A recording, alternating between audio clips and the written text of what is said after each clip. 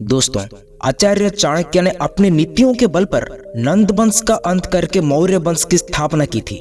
नंद वंश के राजा ने आचार्य चाणक्य का अपमान किया था, लेकिन उन्होंने अपने क्रोध को कभी जाहिर होने नहीं दिया और बाद में उन्होंने अपने इस गुस्से को अपना हथियार बनाकर अपने शत्रुओं का नाश कर दिया था। तो दोस्तों, ऐसी कौन सी नीतियां थी जिसके बल पर आचार्य चाणक्य ने अपने दुश्मनों पर विजय प्राप्त कर ली थी, जानते हैं? दोस्तों, शत्रुओं के साथ जंग किए बिना ही उसे बर्बाद करना एक बहुत ही चुनौतीपूर्ण काम हो सकता है, लेकिन यह संभव है। इसके लिए कुछ चाणक्य के रणनीतियां हैं जो आप अपना सकते हैं, और यहाँ हम कुछ ऐसे तरीका बताए हैं जिसमें आप शत्रु को बिना लड़े ही हरा सकते हैं। नंबर 1, चाणक्य के अनुसार बुरे इंसान के साथ आप कितना भी अच्छा आचरण क्यों ना कर ले, लेकिन फिर भी वो अपना स्वभाव नहीं बदलता। जैसे कि सांप का जहर तो उसके दांतों में होता है, बिच्छू का विष उसके पूंछ में होता है, लेकिन बुरे और दुष्ट व्यक्ति के तो शरीर के हर हिस्से में जहर भरी होती है। और इसलिए इन पर भरोसा कभी न करें, क्योंकि ये कभी भी आपका दोस्त नहीं बन सकता। और इन दुष्ट लोगों के साथ वैसा ही व्यवहार करना चाहिए जैसे कि एक जहरीले सांप के साथ किया जाता है, यानी कि उनका फन को कुचल देना चाहिए। नंबर 2, आचार्य चाणक्य के अनुसार शत्रु का सबसे बड़ा हथियार होता है आपको उकसाना। इसलिए शत्रु आपको हमेशा उकसाने की कोशिश करता है, जिससे कि आपको क्रोध आए, क्योंकि क्रोध में शक्ति और विवेक दोनों आधी हो जाती है, और ऐसे होने पर शत्रु आपका पूरी तरह से फायदा उठा सकता है। इसलिए जब भी शत्रु आपको गुस्सा दिलाने की कोशिश करें तो कछुए के भांति आप अपने गुस्से को अपने अंदर समेट लें और इसके बाद उचित समय पर और पूरी तैयारी के साथ वार करें। इसलिए शत्रु के उकसावे में कभी ना आए, लेकिन आप अपने शत्रु को ज्यादा क्षमा भी ना करें, क्योंकि इससे उसका मनोबल बढ़ सकता है। नंबर 3, शांति से काम ले। दोस्तों, चाणक्य कहते हैं कि बदले की भावना में व्यक्ति इतना डूब जाता है कि वो अपने क्रोध पर काबू नहीं कर पाता और ऐसे में खुद का नुकसान कर बैठता है। लेकिन आपकी इस कमजोरी का शत्रु फायदा उठाता है। उदाहरण देते हुए चाणक्य ने बताया है कि जैसे लकड़ी में स्थित आग उससे पूरी तरह से खाक कर देती है, ठीक उसी तरह एक इंसान के अंदर धधक रही क्रोध की आग उसकी बुद्धि को खाक कर देती है, क्योंकि गुस्से में व्यक्ति के सोचने समझने की शक्ति 0 हो जाती है और दुश्मन उसी का लाभ उठाता है। इसलिए अगर दुश्मन के आगे अपनी हार भी नजर आ रही हो तो शत्रु को उसकी भनक तक भी ना लगने दे और धैर्य से काम ले। अपने मन को शांत रखेंगे तो आपके अंदर दुश्मन को चारों खाने चित करने की शक्ति विकसित होगी। नंबर 4, अपनी योजनाओं को जगजाहिर ना करें। चाणक्य नीति कहती है कि जब दुश्मन को परास्त करना हो तो अपनी रणनीति को जगजाहिर ना होने दे। ऐसे समय में व्यक्ति को अपनी योजनाओं को लेकर गंभीर होना चाहिए। शत्रु की हर चाल पर नजर रखें और अपने आगे की प्लानिंग खुद तैयार करें। मदद के लिए उन्हीं को ही साथ रखें जो आपके सच्चे साथी है। अगर आप हर किसी को अपनी योजनाओं के बारे में बता दिया तो शत्रु तक ये बात पहुंचने में ज्यादा देरी नहीं लगेगी।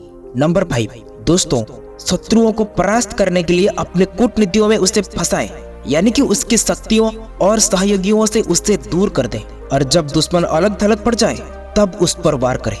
नंबर 6, शत्रु की कुंडली निकालो। चाणक्य ने इस श्लोक के जरिए बताए हैं कि दुश्मन के व्यवहार को समझकर उस पर वार करना चाहिए। अर्थात अगर शत्रु आपसे अधिक ताकतवर है तो उसके अनुकूल आचरण करके उसे परास्त किया जा सकता है। वही अगर दुश्मन कमजोर है या उसकी छल करने वाला स्वभाव है तो उसके विपरीत बर्ताव करें। लेकिन यदि दुश्मन आपकी तरह ही बलवान है तो आप उसे अपनी नीतियों में फंसाइए ताकि वो बाहर ना निकल सके। शत्रु को मात देनी है तो उसकी कुंडली निकालें, अर्थात उसके बारे में हर एक बात की जानकारी रखें, क्योंकि शत्रु सदैव आपकी लापरवाही का ही लाभ उठाने की प्रयास करता है। इसलिए हमेशा सावधान और सतर्क रहना चाहिए। नंबर 7, संयम और संधि बनाना। दोस्तों, शत्रु को हराने का सबसे सरल और सबसे शक्तिशाली तरीका ये होता है कि आप उससे संयम और संधि बना रहे हैं। ये आपके लिए उत्तम होगा, क्योंकि इससे आपके दोनों पक्षों के लाभ होते हैं और आपको जोखिम का सामना नहीं करना पड़ता है। नंबर 8, समझौता की प्रक्रिया। हमेशा शत्रु के साथ समझौता करने की कोशिश करें। यदि आप दोनों तरफ से समझौता की प्रक्रिया में सहमत होते हैं तो ये आपके द्वारा शत्रु को बर्बाद करने का एक उत्कृष्ट तरीका हो सकता है, बिना किसी संघर्ष के। नंबर 9, उसका सहायता करें।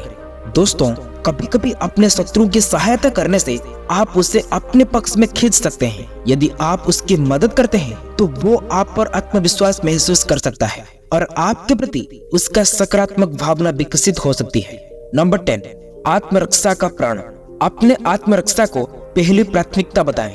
यदि शत्रु आपको हानि पहुंचाने का प्रयास करता है तो पहले अपने आप को सुरक्षित रखने के लिए तैयार रहना चाहिए। नंबर 11, शत्रुओं से कभी भी घृणा नहीं करनी चाहिए, क्योंकि ऐसा करने से शत्रु के बारे में सोचने समझने की शक्ति कम होने लगती है। इससे आप उसके सिर्फ कमजोरियां ही देख पाते हैं, ताकत नहीं। इसलिए शत्रुओं को एक दोस्त की तरह ही देखना चाहिए, जिससे कि उसकी हर एक बात की जानकारी आपको हो सके। इससे आप उसे आसानी से परास्त कर सकते हैं। नंबर 12, उसके शक्तियों का समर्थन करें। दोस्तों, शत्रुओं के साथ यदि आप उसके सकारात्मक और सक्षम पहलुओं का समर्थन करते हैं तो वो आपके प्रति अधिक सहयोगी हो सकता है। इससे आप उसे अपने पक्ष में खींच सकते हैं। नंबर 13, उसके काम की प्रशंसा करें।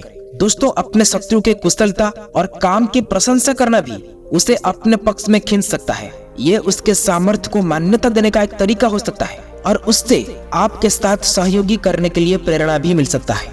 नंबर 14, अपनी कमाई कभी भी अपने दुश्मनों को ना बताएं। दोस्तों, कभी भी अपनी पूरी कमाई दुश्मन तो क्या, किसी को भी नहीं बतानी चाहिए। इसके अलावा भविष्य में यदि आपसे लेन देन को लेकर कोई नुकसान हुआ हो तो भी किसी को ना बताएं। इस बातों को हमेशा गुप्त रखें, फिर चाहे कोई भी आपका कितना भी करीबी क्यों ना हो। इस बातों को साझा करने से न सिर्फ आर्थिक नुकसान होता है, बल्कि मान प्रतिष्ठा को भी ठेस पहुंचती है और अपने शत्रु को भी एक अवसर मिल जाता है आपको हानि पहुंचाने की। नंबर 15, उसकी गलतियों का पता लगाएं।